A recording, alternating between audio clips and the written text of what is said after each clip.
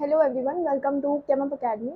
So, we shall be starting a new topic that is redox reaction, and this will be your part number 1 for the new series that will be launched soon, and the series name is the redox reaction. It holds great importance.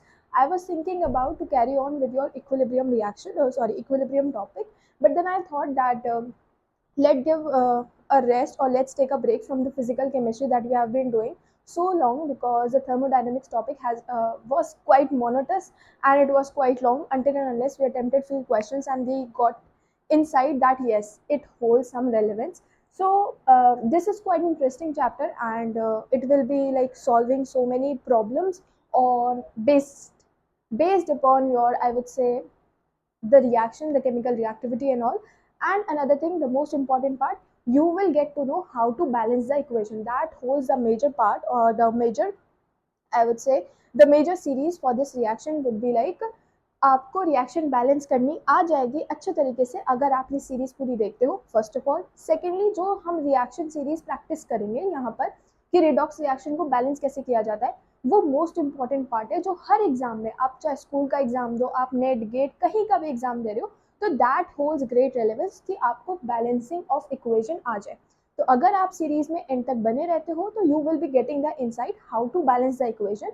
And this is my promise कि अगर आप देखते हो पूरा lecture, सो आपको पता रहेगा कि हाँ, कैसे इक्वेशन बैलेंस करनी है, चाहे आपके सामने कोई भी इक्वेशन रखी जाए। Instead you would be seeing the opportunities कि कहीं मुझे रिएक्शन लिखी भी मिल जाए और मैं उसको फट से बैलेंस कर दूँ। So that is my promise. बस आपको देखना है कॉन्स्टेंटली, ठीक है, कंसिस्टेंसी वो आप दे सकते हो। तो you can right the name of the unit as redox reactions. And since we are starting with the redox reaction, तो पहली चीज जो हमारे दिमाग में आती है कि हम ये पढ़ते क्यों हैं। मतलब रिएक्शन हो रही है, ठीक है, केमिस्ट्री का पार्ट है, बट वाई ऑलवेज रिडॉक्स, मतलब इसका नाम क्यों पड़ा रिडॉक्स। तो यहीं से हमारी कहानी आती है कि पहले अगर चीज़ें आप नोटिस करते हो, अपने आसपास की चीज़ें, सबसे पहले आप खुद को नोटिस करो। आपने जब खुद को नोटिस किया तो आपने देखा आप बॉडी के अंदर खाना खा रहे हो, यू आर रेस्पायरिंग, मतलब आप लेते हो oxygen, something is coming out of your body, that is carbon dioxide. Why you are taking in the food and instantly you feel energetic. ये सब कैसे हो रहा है? साइड में आपने अपनी बाइक पार्क की हुई है, या फिर आप बोलो आप बाइसाइकिल लेते हो तो बाइसाइकिल आपने पार्क कर दी, उसके ऊपर आपने देखा थोड़ी थोड़ी ब्राउन ब्राउन सी कोटिंग आ गई है। या फिर कोई बहुत पुरानी कार है जिसके ऊपर थोड़ी थोड़ी ब्राउन कोटिंग आ गई है, जिसको आप रस्ट बोलते हो या फिर जड़ लग जाना बोलते हो। तो वो सब चीज़ें ऐसे कैसे चीज़ें मतलब हो रही हैं। तो अगर आप अपने आसपास के एनवायरनमेंट को देखते हो, जिसमें से आप सबसे पहले खुद को देखते हो, जहाँ पर यू सी कि हाँ, मैं सांस ले पा रहा हूँ, इफ़ आई एम रेस्पायरिंग, और मेरी बॉडी के अंदर ग्लूकोज का प्रोडक्शन हो रहा है, due to which I am feeling so much of energetic today. या तो आप ये देखो, या फिर आप देखो रेस्टिंग। फिर आप घर के अंदर आते हो, घर के अंदर एंट्री करते के साथ ही आपने देखा स्विचेस चल रही हैं, एकदम से जैसे ही लाइट चली गई इंस्टेंटेनियसली आपकी बैटरी चालू हो गई, and due to that battery the fan is still working. तो अगर ऐसी ऐसी चीज़ें आप देखते हो, तो वहीं से हमारा जो कंसेप्ट है वो आता है किसका, रिडॉक्स रिएक्शन का। तो अगर मैं बात करूँ रिडॉक्स रिएक्शंस हम पढ़ क्यों रहे हैं, तो रिडॉक्स रिएक्शन पहली एप्लीकेबिलिटी हो गई इन ह्यूमंस, ठीक है। दूसरी एप्लीकेशन इसकी आ जाती है बर्निंग ऑफ फ्यूल्स में, जो आप फ्यूल्स वगैरह बर्न करते हो। फ्यूल में भी सबसे ज़्यादा जो आजकल यूज हो रहा है दैट इज हाइड्रोजन, कि there is a bullet car, sorry not bullet car, it's actually a train, ठीक है, बुलेट ट्रेन तो नहीं बोल सकते, बट एक्चुअली अ ट्रेन जो किसी भी फ्यूल पर वर्क नहीं करेगी, instead it would be using the hydrogen fuel in order to work. तो ये अभी साइंटिस्ट ने नहीं बनाई है, they are basically the students who are working upon that. और अभी ये चीज़ प्रोसेस में है कि whether it will work or not, and the major of the result से कि हाँ वो काम कर रही है। तो अगर वो काम कर जाती है, रिजल्ट्स अच्छे आ जाते हैं, प्रोडक्टिविटी थोड़ी अच्छी हो जाती है, तो मोस्ट प्रोबेबली आपके टाउन स्टेट सिटीज़ में भी मेजरली आपको ऐसी ट्रेन्स दिखेंगी जो हाइड्रोजन पर काम करेंगी। ये थी आपकी जनरल नॉलेज के लिए बात। अगर हम दूसरी बात करें तो हम बैटरीज में बात कर रहे हैं इनकी, ठीक है। बैटरीज के अलावा हमने कौन सी बात करी, हमने बात करी रस्टिंग की, ठीक है। ये चार चीज़ें हैं, ये तो मैंने गिन दी। अगर आप दुनिया के बाहर जाकर देखोगे तो you will see a wild world और उस वाइड वर्ल्ड में ये पेज तो क्या, पूरी स्लाइड्स जितनी भी ये लिमिटेड स्लाइड्स देते हैं, दैट विल बी फिल्ड। तो इसलिए हम रिडॉक्स रिएक्शंस को पढ़ते हैं। अगर आप समझ लेते हो कि कोई चीज़ क्यों पढ़ रहे हैं, तो that gives a better insight. ठीक है, अब क्योंकि समझ में आ गया है कि हाँ ठीक है, ये सब चीज़ें हो रही हैं बॉडी के अंदर, बॉडी के अराउंड, हमारे अराउंड सराउंडिंग्स में, सिस्टम्स में, तो अब हम क्या जान सकते हैं, अब हम जान सकते हैं कि रिडॉक्स होता क्या है, क्योंकि हमें इसकी इंपॉर्टेंस पता चल गई। कोई अगर आपसे बोलेगा बताओ भाई बैटरीज क्यों है, आपसे पूछेगा रस्टिंग क्यों है, कोई छोटा मोटा बच्चा होगा तो वो बोलेगा कि हाँ आयरन था, आयरन के साथ ऑक्सीजन कंबाइन हुआ और हो गई रस्टिंग। ये एक जनरल डेफिनेशन होती है। सिमिलरली कोई आपसे पीरियोडिसिटी के बारे में ही आप लोगों ने क्वेश्चन नहीं किया मुझसे, but that is my question from you all, कि जो हमारे मेटल्स होते हैं, एल्कली मेटल्स होते हैं, वो यूजुअली कंबाइंड फॉर्म में मिलते हैं। पहला आंसर जो मैं दे सकती हूँ, या फिर जो मैंने आपको बताया भी होगा, कि वो था कि वो बहुत ज़्यादा रिएक्टिव होते हैं, इस वजह से मिलते हैं। But the major answer is that you will be getting in this portion, जो कहता है क्या, कि जो आपका ऑक्सीजन है, अगर आप अपना एयर का डायग्राम देखते हो, जो आपके आसपास हवा है अगर आप उसको देखते हो, तो उसके अंदर वी हैव 20% ऑफ ऑक्सीजन। ये 20% ऑफ 21 होती है लगभग, वैसे तो उसको 21 बोल देते हैं, पर लगभग मैंने 20% ऑफ ऑक्सीजन ले लिया।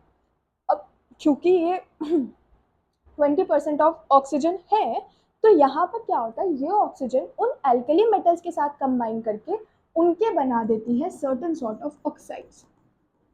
जब ये ऑक्साइड्स बन जाते हैं तो उनके पास रीजन होता है कि हाँ हम एक तरीके से एग्जिस्ट कर सकते हैं, वरना वो यूजुअली प्योर फॉर्म में अगर देखा जाए या फिर आयनिक फॉर्म में उनको देखा जाए तो बहुत ज़्यादा लीस्ट स्टेबल होते हैं, तो वो एग्जिस्ट ही नहीं कर सकते। देयरफॉर क्योंकि वो रिएक्टिव हैं और क्योंकि ऑक्सीजन प्रेजेंट है, तो उनके एग्जिस्टेंस का कारण जो है वो ये बनता है। This is another application. ठीक है, और क्या बता सकते हैं आपको, इनकी एप्लीकेशन तो ऐसे ही आती जाती रहेंगी दिमाग में। अगर आपको कोई एप्लीकेशन दिखती है अपने आसपास तो आप मुझे भी बता सकते हो। ठीक है, अब हम चलते हैं रिडॉक्स की रिएक्शंस के ऊपर। रिडॉक्स रिएक्शंस बेसिकली क्या होती हैं, अगर मैं बड़ा बड़ा लिख दूं, री, ऐसे लिख देते हैं, red, and another thing that I can write is ox. अगर हम इसको कंबाइंड फॉर्म में पढ़ते हैं, दिस इज नॉट ऑक्सन वाला, ऑक्स नहीं है ये। ठीक है, तो रेड मतलब ये कलर वाला रेड नहीं है। यहाँ का जो रेड का मतलब हुआ, यहाँ का मतलब हुआ कि इट इज रिडक्शन। ठीक है, और यहाँ ऑक्स का मतलब, ये जो ऑक्स लिखा है यहाँ पर, इस ऑक्स का मतलब अगर मैं लिख दूं तो इसका मतलब हुआ ऑक्सीडेशन। ठीक है, ये तो दो नई नई टर्म्स हमने पढ़ी, ये दो नई नई टर्म्स को ही जोड़ करके हमारा जो टर्म बना, that is something what do we call as redox. और जिस प्रोसेस के अंदर रिडक्शन भी हो रहा होगा, ऑक्सीडेशन भी हो रहा होगा, ऐसे रिएक्शंस को बोल देते हैं रिडॉक्स रिएक्शंस। ठीक है, अब ये तो मोटी मोटी बात हो गई। अब जानते हैं अंदर की बात, जिसमें हमारा ऑक्सीडेशन आता है और हमारा रिडक्शन आता है। पहले जानेंगे ऑक्सीडेशन को। ऑक्सीडेशन, ऑक्सीडेशन की अगर मैं बात करती हूँ तो मैं आपके सामने कुछ कुछ लिख देती हूँ, जैसे कि मैंने कोई रिएक्शन लिख दी, जैसे मैंने मैग्नीशियम को ऑक्सीजन से कंबाइन कर दिया। ऑक्सीजन तो ऐसे होता है, ठीक है, मैंने मैग्नीशियम को ऑक्सीजन से कंबाइन कर दिया, and because I have studied the chemical bonding, तो इस वजह से मुझे पता है कि मैग्नीशियम की वैलेंसी तो भाई +2 होती है, ऑक्सीजन की वैलेंसी -2 होती है। क्रिस क्रॉस मेथड के थ्रू हम इसका फॉर्मूला बना देते हैं, जो कहता है MgO। मतलब पहले जो मैग्नीशियम था वो बैठा था अकेला, वेयर अब जो ऑक्सीजन था वो भी बैठा था अकेला। अब जो हमारे पास कंपाउंड आया है, दैट इज समथिंग जिसमें हमारे पास ऑक्सीजन मैग्नीशियम के साथ हो गया है कंबाइन। नहीं समझ पाए, एक और देखो, दूसरा देखो, मैग्नीशियम हो गया, मैग्नीशियम की जगह आप ले लो सल्फर, जिसको हम यूजुअल सेंस में सल्फर डाइऑक्साइड भी बोल देते हैं। अगर आपको ये चीजें समझ में आ गई, मतलब पहले मेरे पास सिर्फ मैग्नीशियम था, मैंने ऑक्सीजन को ऐड किया तो यहाँ बन गया मैग्नीशियम ऑक्साइड। मेरे पास खाली सल्फर था, मैंने ऑक्सीजन को फिर से ऐड किया तो मेरे पास बन गया सल्फर डाइऑक्साइड। मतलब इसको बोल दो मैग्नीशियम ऑक्साइड, और इसको बोल दिया आपने सल्फर डाइऑक्साइड। इसका मतलब हुआ कि अगर मैं ऑक्सीडेशन की बात करूं तो ऑक्सीडेशन में कह सकती हूँ क्या, ऑक्सीडेशन एक ऐसा प्रोसेस है जहां पर हम ऐड कर रहे होंगे, एडिशन कर रहे होंगे, एडिशन ऑफ ऑक्सीजन हो रहा होगा, ऐसे प्रोसेस को आप कह देते हो ऑक्सीडेशन। लेकिन फिर मैंने क्या किया, मैंने किया कि चलो एक और रिएक्शन लिख के देखते हैं। एक और रिएक्शन जब मैंने लिखी तो दैट रिएक्शन समथिंग, जो वो रिएक्शन निकल के आई वो थी, मैंने सोचा क्यों ना आप बर्निंग बर्निंग के बारे में बहुत बातें करते हो तो मीथेन को बर्न किया जाए। और मीथेन का कंबशन जब भी आप करते हो तो combustion is always in presence of oxygen, basically oxygen add किया है, ठीक है। तो यहाँ मेरे पास बना CO2 और यहाँ बना मेरे पास पानी, यहाँ बना CO2 और यहाँ बना मेरे पास पानी, ठीक है। इसको मैंने कर दिया बैलेंस। अब देखो पहले कार्बन के साथ जुड़ा हुआ था मेरा H, अब कार्बन के साथ जुड़ा है मेरा ऑक्सीजन, ये एडिशन ऑफ ऑक्सीजन है, दिख रहा है, this is what addition of oxygen, ठीक है। एडिशन ऑफ ऑक्सीजन है तो मतलब ऑक्सीडेशन रिएक्शन है। पर मैंने क्या देखा, या फिर बोलो साइंटिस्ट ने क्या देखा, साइंटिस्ट ने देखा कि कार्बन के साथ जब था H, तो जब हमारे पास प्रोडक्ट बने तो कार्बन के साथ तो H नहीं है, मतलब अगर कोई रिएक्शन जिसके अंदर से आप ऑक्सीजन को ऐड तो कर रहे हो या फिर आप क्या करो, आप हाइड्रोजन को रिमूव करा दो, अगर आप ऑक्सीजन को ऐड करते हो तो बोलते हैं ऑक्सीडेशन, वेयर एज अगर आप हाइड्रोजन को भी रिमूव करा देते हो, जैसे मैंने यहाँ रिमूव करा दिया, तो ऐसी रिएक्शंस को भी हम क्या बोलते हैं, ऑक्सीडेशन रिएक्शंस। ऐसे रिएक्शंस को बोलते हैं क्या, ऑक्सीडेशन रिएक्शन। तो आप क्या बोल सकते हो, रिमूवल ऑफ हाइड्रोजन को भी बोला जाता है ऑक्सीडेशन रिएक्शन। सिमिलरली अगर मैं बात करूं थोड़े और बड़े मुद्दे पर, ये ज़रूरी नहीं है कि हमारे साथ ऐसी ही घटनाएं घटे जिसके अंदर से हम ऑक्सीजन और हाइड्रोजन के बारे में कंपेयर करेंगे, ऐसा तो नहीं हो सकता। तो फिर क्या कर सकते हैं, what we can take another step to be as, हम कह सकते हैं क्या कि सपोजिटली मैग्नीशियम को मैंने फ्लोरीन के साथ रिएक्ट करवा दिया, अगर मैग्नीशियम को फ्लोरीन के साथ रिएक्ट करा दिया तो मेरा बन गया क्या, MgF2, ठीक है। या फिर मैंने क्या किया, सोडियम को क्लोरीन के साथ रिएक्ट करवा दिया तो मेरा बन गया क्या, NaCl, ठीक है। इसका मतलब क्या हुआ, यहाँ तो कोई हाइड्रोजन नहीं है, ना ही यहाँ पर कोई ऑक्सीजन है, इसका मतलब आप, अब हमें कंपैरिजन करना है किसके बेसिस पर, we shall be comparing on the basis of, we shall be comparing on the basis of electronegativity। अब देखो जब भी कोई इलेक्ट्रोनेगेटिव एलिमेंट ऐड हो जाता है, जब भी कोई इलेक्ट्रोनेगेटिव एलिमेंट, याद करो इलेक्ट्रोनेगेटिविटी की सीरीज FONCl, ये सीरीज थी जिसमें फ्लोरीन सबसे ज्यादा इलेक्ट्रोनेगेटिव है। आप देख पा रहे हो ऑक्सीजन भी तो यहीं पर है, तो अगर ऑक्सीजन नहीं दे रहे हो, फ्लोरीन उसके जैसा दे रहे हो, तो what we can take it to be as is, magnesium को अगर हम इलेक्ट्रोनेगेटिव एलिमेंट से ऐड कर देते हैं तो भी हम बोल सकते हैं क्या कि वो रिएक्शन कैसी हुई है, वो रिएक्शन हुई है आपकी ऑक्सीडेशन, मतलब you can say addition of an electronegative element. और क्या डेफिनेशन हो सकती है इसकी, और डेफिनेशन के लिए आते हैं अपने रिएक्शन वाले पेज पर। रिएक्शन वाले पेज पर आने के बाद अब हमें दिखा कुछ और, जैसे कि let's suppose we can take another example, इसको ब्लू कर देते हैं, ठीक है, ओके।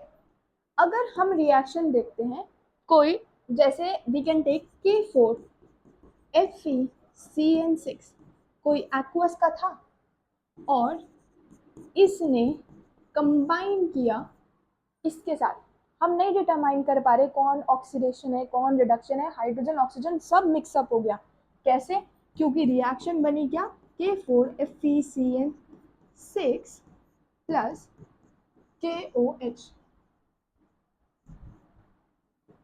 ये एक्वस है। ठीक है, अब रिएक्शन देखो, इतनी बड़ी रिएक्शन है कि अब हम डिटरमाइन कैसे करें कौन हाइड्रोजनेशन कहाँ हो रहा है, कहाँ, यहाँ पर तो कोई मुझे इलेक्ट्रोनेगेटिव एलिमेंट भी नहीं दिख रहा। एडिशन ऑफ ऑक्सीजन दिख रहा है? नहीं। Removal of hydrogen? नहीं। और ना ही कोई इलेक्ट्रोनेगेटिव एलिमेंट दिख रहा। तो ऐसे केसेस में हम जाते हैं अपने इलेक्ट्रोपॉजिटिव एलिमेंट्स की तरफ।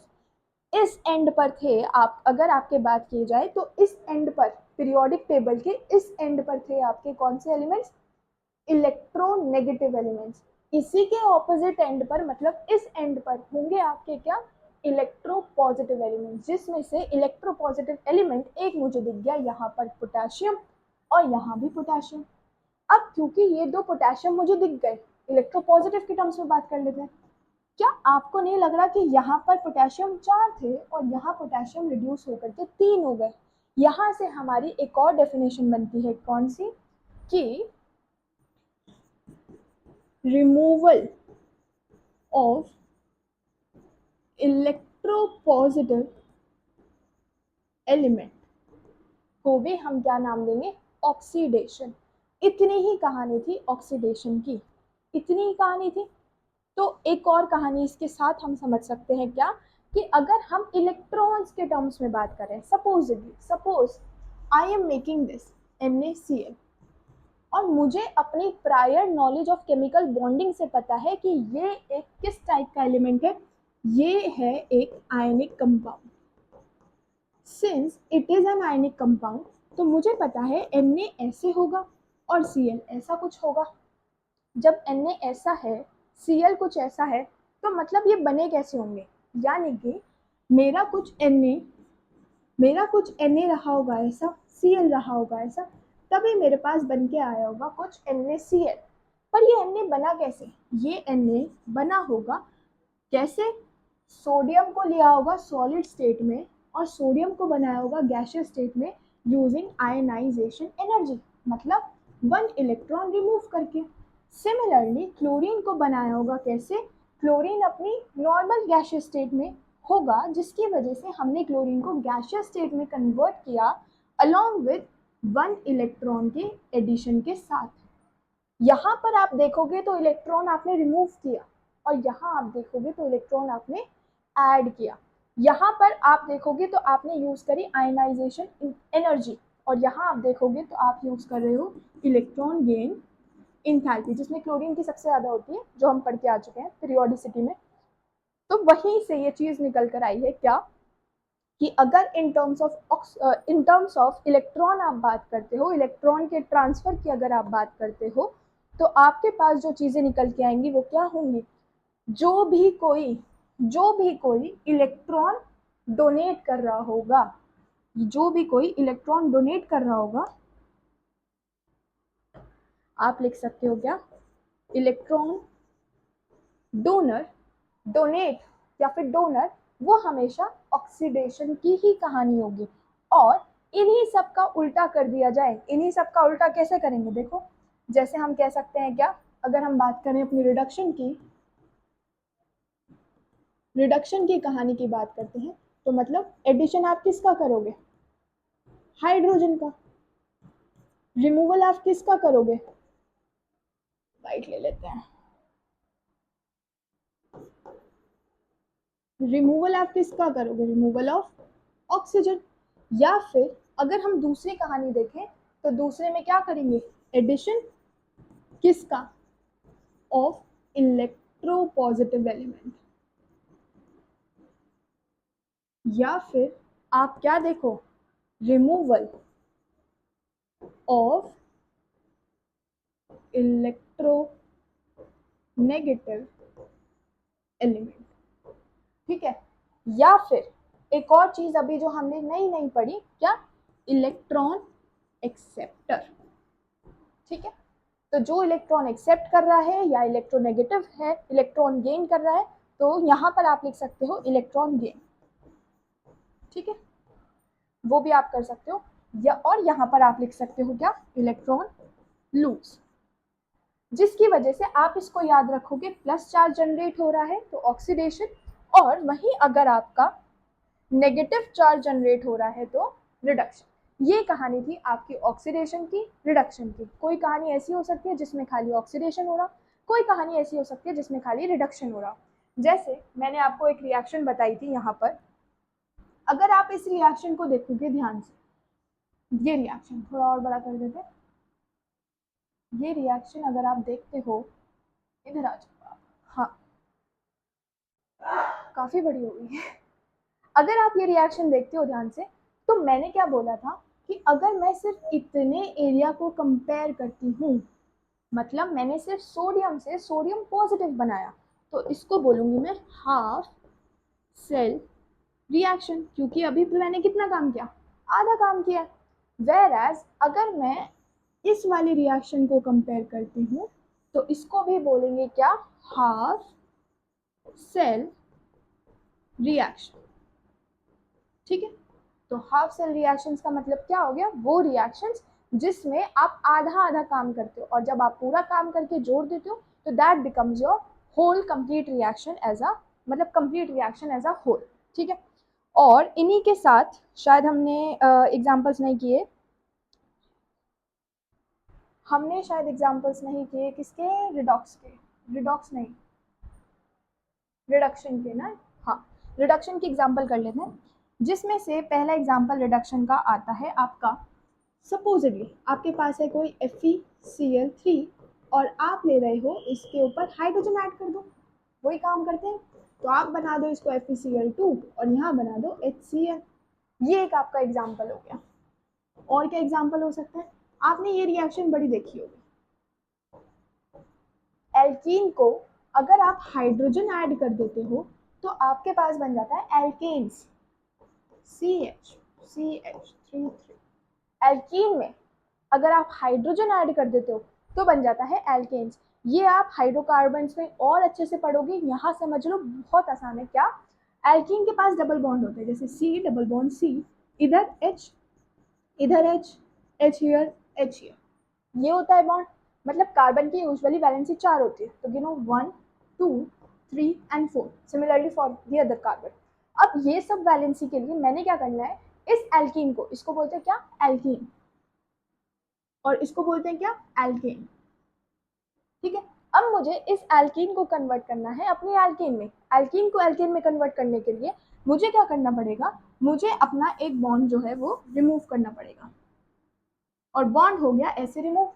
पर कार्बन के तो 3 ही बॉन्ड बने और इस कार्बन के भी 3 ही बॉन्ड बने, मुझे बनाने हैं 4 बॉन्ड ताकि वैलेंसी तो सेटिस्फाई हो। और यहाँ है मेरे पास बनाने के लिए क्या, हाइड्रोजन, 2 हाइड्रोजन थे, एक हाइड्रोजन दोगे आप इन भाई साहब को और दूसरा हाइड्रोजन दोगे आप इन भाई साहब को।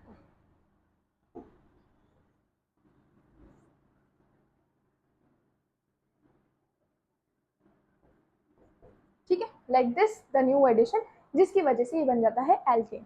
तो इसी रिएक्शन को आप बोल देते हो क्या, हाइड्रोजनेशन, हाइड, हाँ तो नहीं आ पाओगे आप, ऐसे रिएक्शंस को बोल देते हैं क्या, हाइड्रोजीनेशन।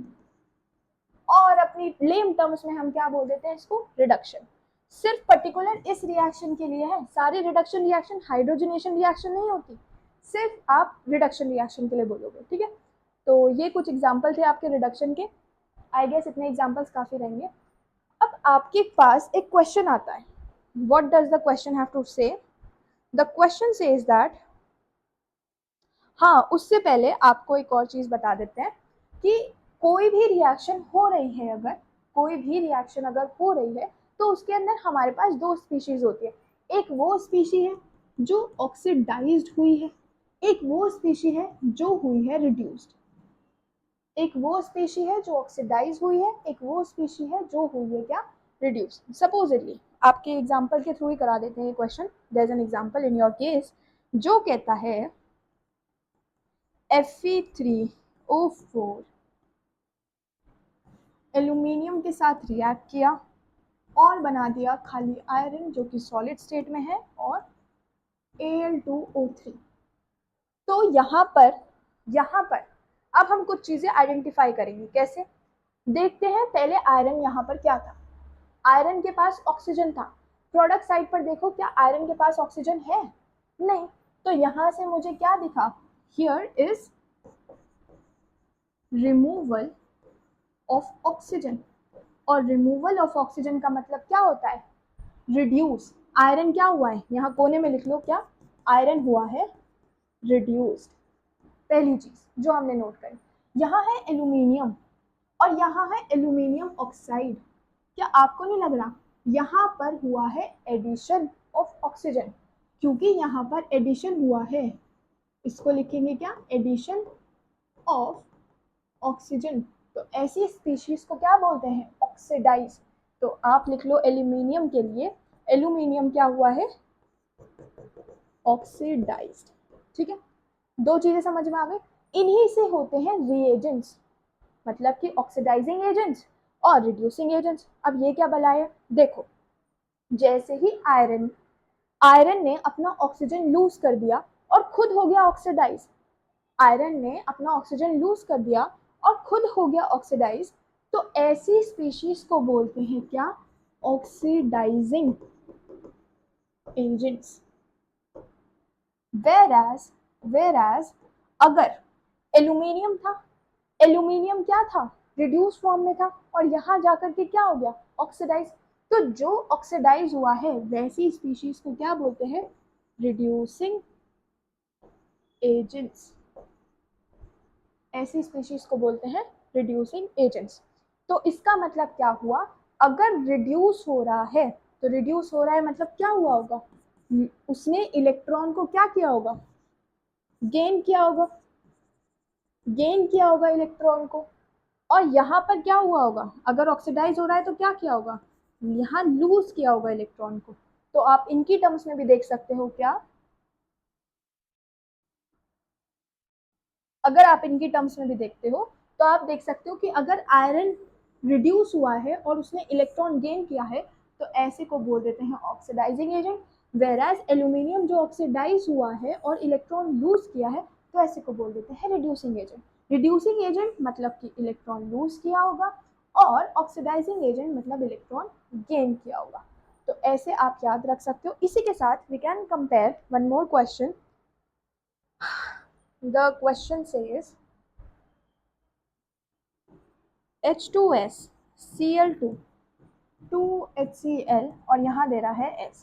पहला क्वेश्चन ये है और दूसरा भी ले लो यहीं पर, जो कहता है Na के साथ आपने जोड़ दिया H2 तो बन जाएगा NaH। ये है आपका, ठीक है।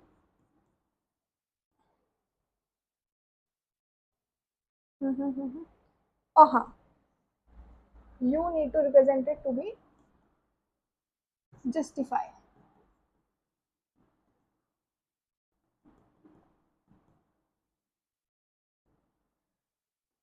Okay, so the question says we have two questions.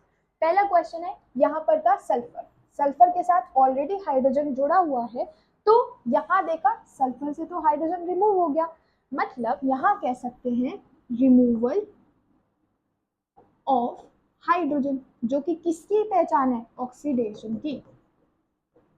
Similarly chlorine था अकेला, क्लोरीन के साथ कौन आकर जुड़ गया, क्लोरीन के साथ देखो हाइड्रोजन जुड़ गया, तो यहाँ आप क्या लिख सकते हो, क्लोरीन के साथ क्योंकि हाइड्रोजन जुड़ गया तो you can write addition of hydrogen, और ये पहचान है किसकी, रिडक्शन की। तो आप लिख सकते हो क्या, सल्फर हुआ है क्या, ऑक्सीडाइज, और क्लोरीन हुआ है क्या, रिड्यूस्ड। जो ऑक्सीडाइज हुआ है वो कैसे एक्ट करेगा, एज अ रिड्यूसिंग एजेंट,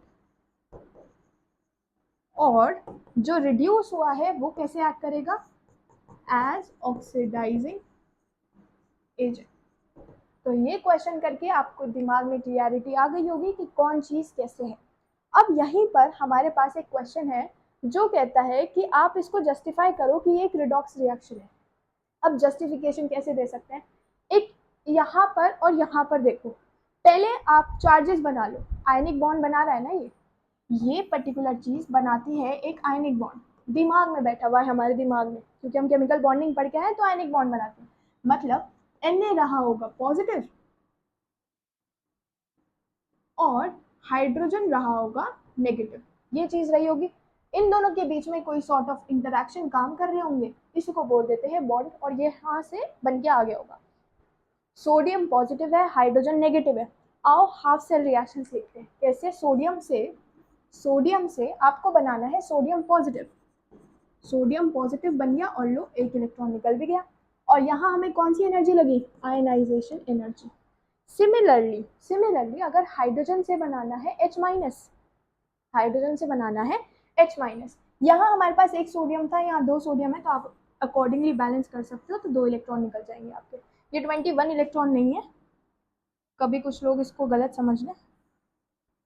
ये 21 इलेक्ट्रॉन नहीं है, खाली 2 इलेक्ट्रॉन निकले, क्योंकि 2 सोडियम थे ना, तो इस वजह से निकला। वैसे एक ही, एक सोडियम एक देता है, 2 सोडियम ने 2 दे दिया। अब दूसरी चीज, another thing that we have over here is hydrogen. Hydrogen को बनाना है नेगेटिव। हाइड्रोजन को नेगेटिव बनाने के लिए उसको देना पड़ेगा 1 इलेक्ट्रॉन, तो 2 हाइड्रोजन है, देने पड़ेंगे कितने इलेक्ट्रॉन? 2 इलेक्ट्रॉन्स। आप कंफ्यूज ना हो जाओ तो 1 इलेक्ट्रॉन की मल्टीप्लाई 2 से कर दो, ठीक है। 1 इलेक्ट्रॉन को 2 से मल्टीप्लाई कर दो, मतलब 1 इलेक्ट्रॉन लेगा 1 हाइड्रोजन, 2 हाइड्रोजन कितने लेंगे? 2 इलेक्ट्रॉन, तो 2 इलेक्ट्रॉन वो जो निकले थे ना, वो यहीं पर जा रहे हैं। अब ये हो गया, तो हाइड्रोजन ने इलेक्ट्रॉन ले लिया, तो हाइड्रोजन ने क्या गेन किया? एक नेगेटिव चार्ज। यहाँ एक पॉजिटिव चार्ज, यहाँ एक नेगेटिव चार्ज, यहाँ लिखो इलेक्ट्रॉन गेन इंथैल्पी, ठीक है। कुछ सॉर्ट ऑफ एनर्जी तो लगी होगी, तो उसके लिए जब इतना सिनेरियो हो गया, हमने 2 हाफ सेल रिएक्शन लिख दी। कौन कौन सी हाफ सेल रिएक्शन लिखी हमने? हमने लिखी हाफ सेल रिएक्शन, पहली हाफ सेल रिएक्शन और दूसरी हाफ सेल रिएक्शन।